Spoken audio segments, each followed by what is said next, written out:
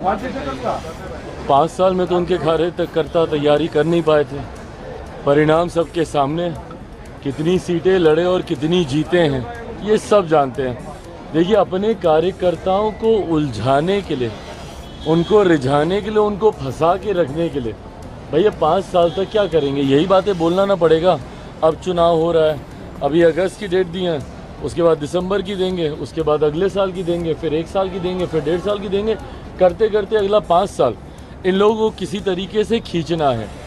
हकीकत है, और इस बात को मैं पूरी एनडीए के एक एक घटक दल के बिहाफ पर बोल सकता हूँ। जिस मजबूती से आज केंद्र में हमारे प्रधानमंत्री नरेंद्र मोदी जी के नेतृत्व में ये सरकार चल रही है, अगले 5 साल ये सरकार ना सिर्फ इसी मजबूती से अपना कार्यकाल पूरा करेगी, बल्कि इन 5 सालों में भी कई बड़े और कड़े फैसले प्रधानमंत्री जी के नेतृत्व में देश हित में लिए जाएंगे, जिसका मजबूती से समर्थन एनडीए का हर एक घटक दल करेगा। इस बात में अगर किसी के मन में 1% भी शंका है कि कोई भी एनडीए का घटक दल हमारे प्रधानमंत्री जी के नेतृत्व में कुछ भी आगे पीछे करने की सोच रखता है, तो इस बात को वो अपने मन से निकाल दे।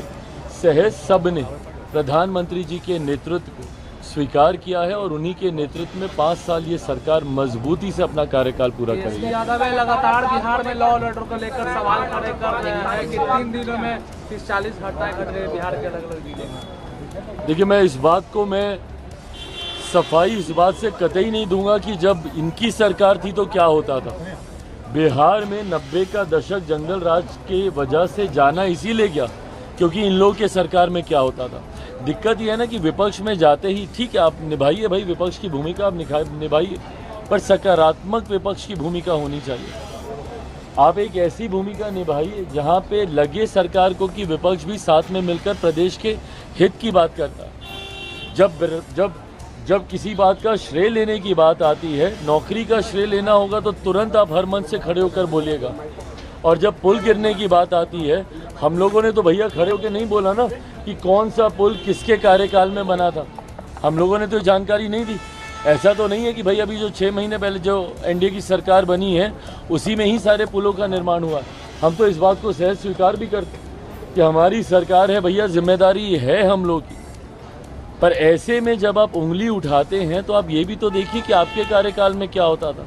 बनिस्बत उसके चीज़ों को बहुत बेहतर किया गया है और आने वाले दिनों में बेहतर किया जाएगा। लॉ एंड ऑर्डर हम लोग के लिए भी चिंता का विषय है और हम लोगों ने भी इस बात के लिए मुख्यमंत्री जी से हम लोगों ने भी आग्रह किया है कि जिस तरीके से लॉ एंड ऑर्डर की का विषय है उस पर हम लोगों को चिंतित होकर कड़े कदम उठाने की ज़रूरत है।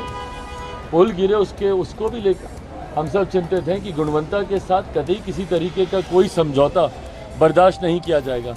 पर विपक्ष की भी जिम्मेदारी बनती है कि ऐसे में सकारात्मक भूमिका निभाए।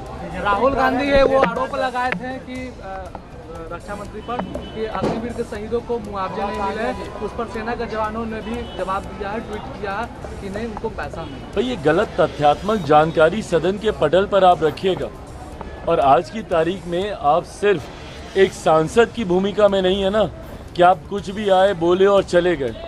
आज की तारीख में से एक संवैधानिक पद पर आप बैठे हुए हैं। एलओपी की पद की एक अपनी गंभीरता होती है और उसको गंभीरता से लिए जाना ज़रूरी है। उस दिन एलओपी के तौर पर जो उनका पहला संबोधन था उसमें तमाम गलत तथ्यात्मक जानकारियां उन्होंने सदन के पटल पर रखने का उन्होंने काम किया। जिस तरीके से व्यक्तिगत टिप्पणी एक एलओपी होने के नाते उन्होंने प्रधानमंत्री जी पर की, उन्होंने चेयर पर की, और जिस तरीके से अलग अलग धर्म में आस्था रखने वाले लोगों की आस्था के साथ उन्होंने खिलवाड़ करने का काम किया। कभी महादेव की तस्वीर को लहराना, कभी अलग अलग धर्म की तस्वीर को लहराना, और उसके बाद जितने धर्म गुरु हैं उन्होंने सामने आकर उससे अपनी असहमति दर्ज की।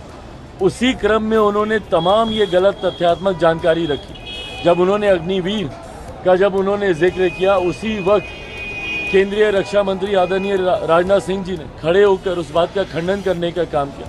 पर दिक्कत यह है ना कि एक एलओपी होने के नाते अगर आप अपने पद की गरिमा को नहीं समझेंगे, अगर इस तरीके से हल्के में आप बयानबाजी करते रहेंगे तो आप अपने पद की मर्यादा को कम करने का काम करेंगे।